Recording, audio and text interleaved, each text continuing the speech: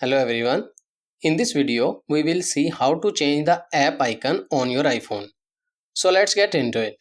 First of all, let's navigate to the shortcut app on your iPhone and tap to open it. Once it opens up on the screen, from the top right side, tap on the plus icon and on this page, tap on Add Action. Here, find the Open App option. If you don't find it, use the search bar and type Open App. Then select it from the search results. Tap on the blue colored app to open. From this list, find the app for which you want to change the icon and tap to open it. At the very top, you can see Open App and a little arrow icon. Tap on it and from this menu, select Add to Home Screen. Here, you can replace the app name and change the app icon as well.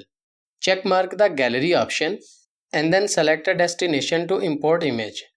Open an image to replace the icon and tap on choose. Now from the top right side tap on done. And that's it. This is how you can change the app icon on iPhone. I hope this video is helpful for you. For more information, please subscribe our YouTube channel and thank you for watching.